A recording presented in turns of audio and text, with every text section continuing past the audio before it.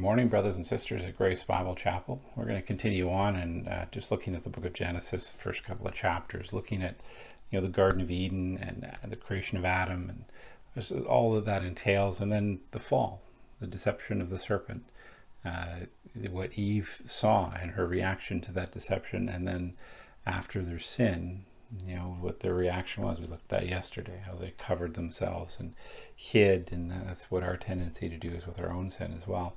And so here we come to the sad end to this story, and it comes with the fall. It comes with God coming down to walk in the garden, and they hide from him, and he asks them where they are, or he asks Adam, "Where are you?" And all the excuses come out, and we see the consequences now of their sin, and God curses not just Adam and Eve. He curses the serpent. He curses creation itself. On their account, he curses Adam and he curses Eve. And you would think that this would be, a really, bad news, so to speak, for mankind. And yet embedded here within the curse is a message of hope. And that's what I want to read this morning. It's chapter 3, verse 15. It says this, and this is God speaking to the serpent in his curse to the serpent. He says, "I will put enmity between you and the woman, between your offspring and her offspring. He shall bruise your head, and you shall bruise his heel." And so here we have this promise. And it might seem cryptic the first time you read it, but it's speaking of a person, a seed of the woman, someone who's going to come. And that someone who's going to come is going to crush the head of the serpent.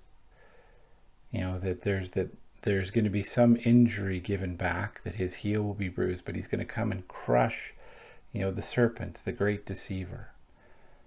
And that's a message of hope. It's a message of what we will now know as the Messiah. That's the Lord Jesus Christ, who came as the Son of God, born of the Virgin Mary, and who lived a perfect life and then died on a Roman cross, taking the sins of the world on himself and bearing our sin, so that when we put our faith and trust in him, that righteous life that he lives is given to us, is imputed to us, and so that we are rescued then back into fellowship with God, that we are taken from death to life, from the kingdom of darkness to his kingdom. And so this is the first instance where we see that promise, the promised Messiah, the promised one who's going to come and crush the head of the serpent. And so even here we see hope. And this is really what I want to leave you with this morning, the end of this week, as we finish up this series, is just that hope that we need to, even as we look at our own lives and we can see our own sin. We're so often aware of our own failings, our own faults, and the different ways that we can try and hide and cover those and make excuses for it. God doesn't want that. He wants us to be open and honest with him, because he's begun a good work in us.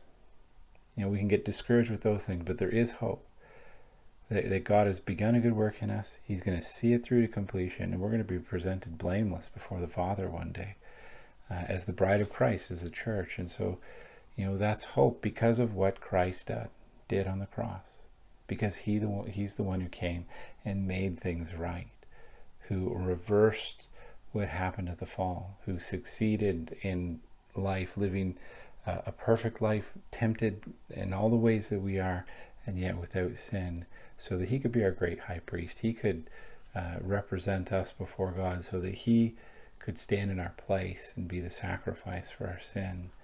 And God's justice was satisfied, and we have an inheritance because of that. And that's the hope that we have. And we see that hope even embedded here as God is laying out the curse for mankind because of the sin and rebellion of Adam and Eve, and subsequently of us ever since. So I just leave with you with that this morning. God bless, and have a good day.